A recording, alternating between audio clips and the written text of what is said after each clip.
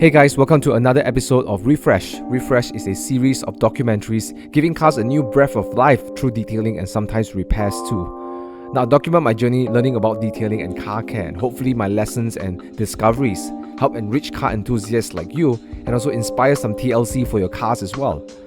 Now, in this episode, we have an extremely rare car. It's an E24 BMW M635CSi.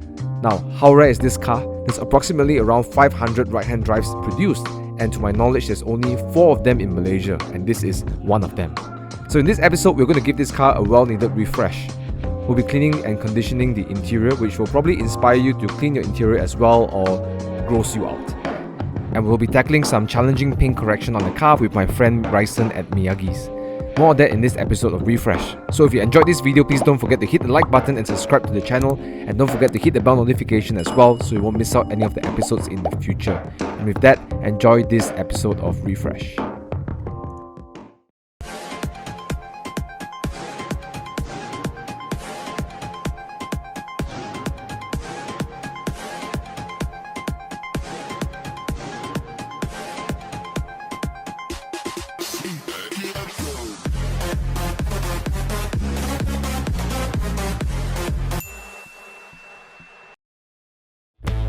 The M635CSi. This is probably the best E24 series to own out there, and here's why.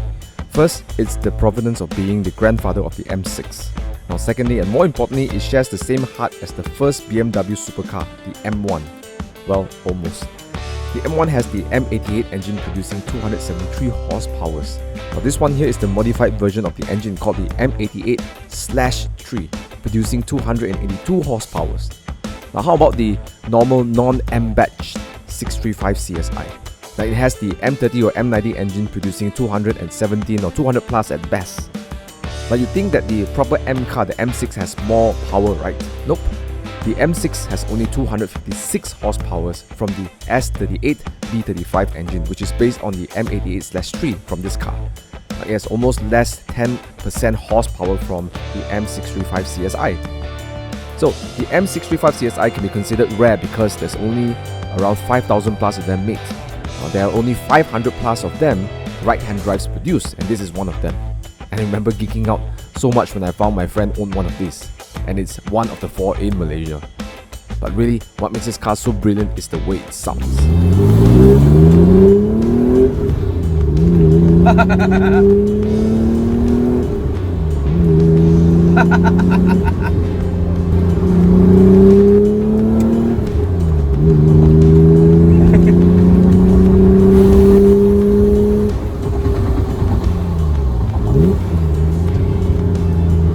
Beautiful sound, oh my lord.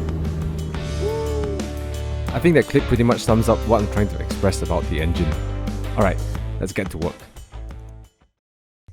So I started cleaning the interior a day before sending it to Miyagi's, so we can focus more on the exterior at the studio. Now the interior is in very good condition for a 30 plus year old car, and it's pretty evident that the car was kept indoors most of its life and it was rarely driven, as there are only roughly 20,000 miles on the odometer. There were no cracks on the vinyl bits, no squeaky or creaking, and everything was still in its original trim, which is extremely rare, and which is why I think this specific car will hold its value very well. Now the only damage is the side bolsters on the driver's side seat. This is a common damage area for seats, so be sure to be careful when stepping in and out of the car to avoid putting extra stress on it. But overall, I'll give this interior a 9 out of 10. I'm really impressed. The only thing I have to do is to clean up the interior and feed the leather and vinyl bits with conditioner. Now most people usually say that black interiors don't get dirty easily. Well, I disagree with it, and I'll show you why in a few minutes.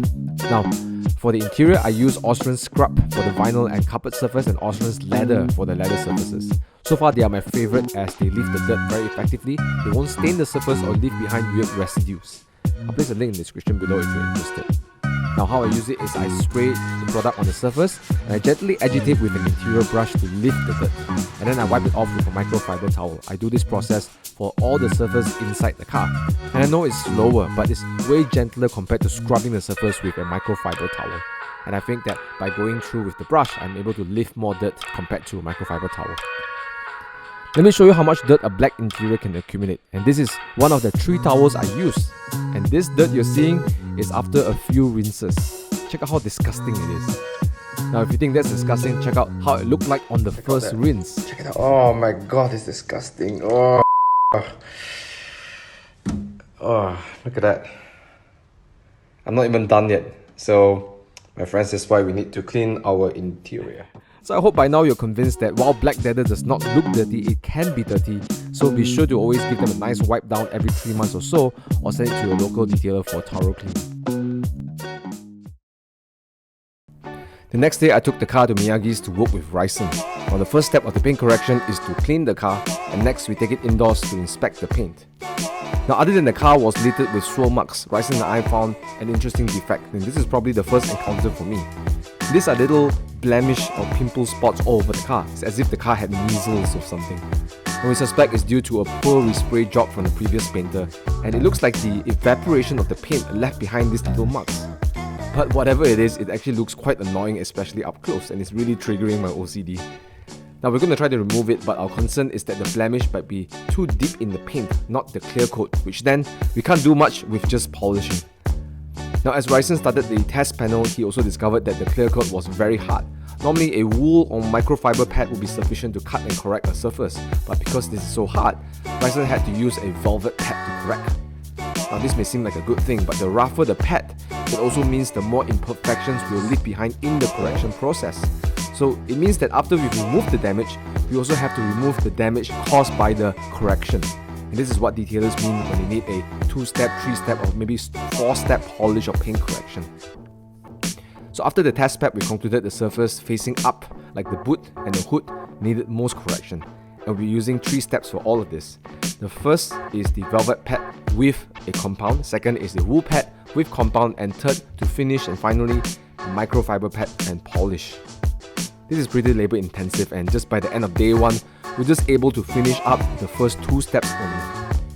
Now while we're at the paint correction, I'm going to share with you why it's important to ensure proper washing techniques looking at all these damages on the car. Alright, so I performed a paint correction on this panel, and something we notice is that the top side of the car seems to have more marring, deep marring, than the side. So if you look closely, right, you can see now this is gone. You see, look at the light itself. It's more pure. If you come over here this side, which I'm not corrected yet, you see that the light has swirl, all these faded swirls. Now that's what we need to correct. So we have to cut quite deep over here to correct that. But interesting enough, when I'm doing the sides over here, I just need 1 pass. I needed 3 passes over here to get to this point, and here I just needed 1 pass. So, but me and Rhysson think that because it's on the top panel, people tend to put their body weight when they're washing the car. And that's how you create all these scratches. Okay, so again, this is an emphasis. I think you hear this again and again in all my videos. Washing technique is number 1. Okay, if you're using the right technique or the right chemicals, you don't need to actually, scrub really heavily. If you're really seeing how we wash the car, we just take the mitt and we're just lightly we're passing it. Okay, of course, if you protect your paint with wax or paint sealant or especially ceramic coating, then it's more easier to wipe, hence you don't need to put extra power. But the point I'm saying is that it's a mistake that most people do, is that when they're washing the car, or sometimes they send to a certain car wash, they put a lot of weight on the car, and that's how they create all this marring. And that includes over here, and I think Rhysson spent a good at least half an hour just on this panel over here, because there were huge scratch marks that I was trying to remove as well. Even at this point, after a few passes with the velvet and the wool, it's still there because of poor washing technique. So just to share with you guys how important is proper washing technique and getting the right equipment to wash your car, right? So again, this is not to shame or blame anyone who doesn't know how to wash their car. Sometimes it's just knowledge that is not commonly shared. And I think it's important that detailers actually share this with their clients, how to take care of the car after it's coated, or how it's done. So that's why we're doing all these videos, to share with everybody how to keep your car in the best condition, right? So I hope this helps you guys understand a bit more about paint correction. It's already been a full day doing this car. I think it should be alright. Tomorrow we'll do the polishing and then we'll finish with paint sealant. So yeah, we'll continue on this, right? So before we end day one, we had a little bit more time, so Rhysson decided to polish the windscreen. And since we're doing this, I asked him to elaborate the whole windscreen polishing process. So here's a good way to know whether your windscreen is nicely polished on your window. So when you spray water on it, it should be, according to Rhysson, it should have, what do you call it? It's just very flat. You will have the water form a layer, you see. Yeah. It won't go anywhere. It will just form a film of water on top of the glass. Okay. So we have not polished yet. You see, when I wipe it, you see water will spread apart because there are minerals that are stuck there that don't want the water.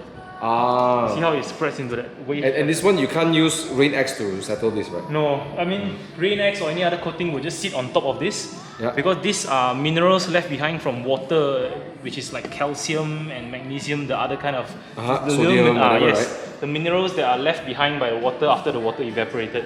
So it's already etched into the glass. We have to remove it from the glass before we put coating so that the coating can last a lot longer. Ah, okay. We use a compressed wool pad. You can see it's very flat. Yeah. It's only this little bit. Yeah. Because glass is very hard. Yeah. So if we were to use any other conventional pads like the wool pad, the microfiber pad with such a thick foam, it's just not going to have a lot of cut.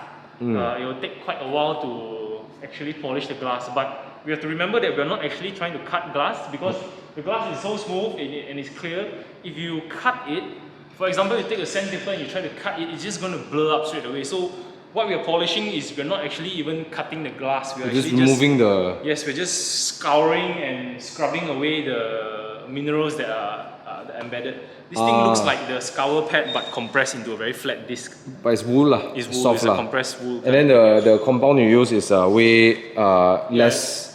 It's quite abrasive, but abrasive in the sense this one is like a little bit like liquid sanding actually. Ah, okay.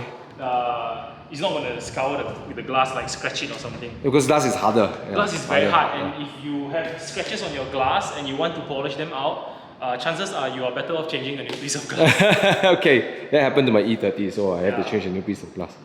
Okay, so we're almost done. Just one more piece. Then the other side, right? The other side done already. This side is done. This half is done. And then we do that side. Yeah. Then the glass will be polished. Okay, cool. Let's finish this. So while Rhysson worked on the windscreen, I went on to correct a very deep scratch on the side of the car. And after that, we call it a day. Hey guys, so now it's day 2. I think it's going to be challenging because Malaysia just announced a lockdown on certain states. So we have to push this car out by today and get it back to the owner. So we cannot delay this project anymore. So we cannot afford to make any mistakes. So yeah, surprise from our government. You know, life throws you lemons, right? So we figure it out. I think it should go according to plan because compounding is done, a little bit more touch up, then we do a polish to finish off, engine bay cleaning, protectant, and then I'll just finish off with some metal polish today while he's doing the body. So yeah, metal polish, I love it and I hate it because it makes the car looks good, that's why I love it. But it hurts my fingers because I do my fingers to polish all the metals. I'm not going to completely remove all the scratches, but what I can do is I can reduce the scratches and clean the dirt off the metal. That's what I can do. So I've done that a lot on my Mini Cooper. If you want to watch that video on my Mini Cooper, link in the description below. I've polished all the little metal bits of my Mini Cooper. Not all of it, but majority of it, and done a lot about it. So yeah, let's continue on this and make sure we push this out in the showroom before lockdown. So yeah, let's do it. And because I was so focused on getting the project done, I didn't spend much time filming the process. So I'll give you a quick rundown on day 2. So I started with polishing the metal bits while Rhysson did the final step of the paint correction, the polishing part. And after that is done, we took the car back out for a quick wash to remove any oils and residue from the paint correction process. And this is to ensure the paint sealant will bond well onto the car. Oh, see that? Nice and naked, nothing on the car. Now at this point we can really see the hard work now paying off. The shine and the white colour is really starting to pop and the car felt so much fresher compared to the dullish white from before. And we've also given the engine bay a quick needed scrub down before taking it indoors as well. Now inside, we prepped the car for paint sealant by wiping down the paint with isopropyl alcohol and also applied Osram's windscreen coating on the windscreen as well. Now that, on top of a well-cleaned windscreen, it just sheets water like crazy. And now once that is done, we dress up the car and get it ready to be delivered back to the owner. And before we head off, as usual, I asked Rhysson what is his favourite part about the car. But stay till the end of the video if you want to see some beautiful shots of this car as well. The paint is looking so much better. Day one we only did the compound, but it's a very heavy cut compound, so it left with quite a lot of micro swirls, actually not micro swirl, DA haze we call it. So today we finished it, so the paint is looking even better. Yeah. Well, let's say in this car, what was your favourite part of this car? Favourite part of the car is the shark nose. Definitely the shark nose. Shark nose, Yeah, the shark nose is iconic. Yeah. It is the shark nose. We have to give credit to that. My favourite part of the car is definitely the lines, the shark nose, the wheel arches, that kind of thing. But if you ask me the favourite part of working on the car, probably the interior. I think the interior is classy. There's a special feeling to it. Straightforward. Yeah. Wow. And the rear seats feel nice. Yeah, rear seats. The rear seats feel very nice, like a proper tourer. You sit in there, it's like snuggish. Also the engine noise, right? Yeah, the engine noise is phenomenal. Yeah, buttery smooth, 6-cylinder. Alright, so yeah, I think thanks Rhysson. I was going to do a quick walk around the car and just look at the paint condition. Wow, just so much more glossier. The pimples are not, they're not much there anymore. A lot of it is removed. I believe it was some evaporation issue on the clear coat. Beautiful, beautiful, beautiful. Okay, so that's it for this episode. Thanks for watching with Miyagi's. If you want more content like this in the future, please subscribe to my channel. Turn on the bell notifications so you won't miss any content in the future. If you want to find out more about Miyagi's, go to the Instagram page. What's the Instagram handle?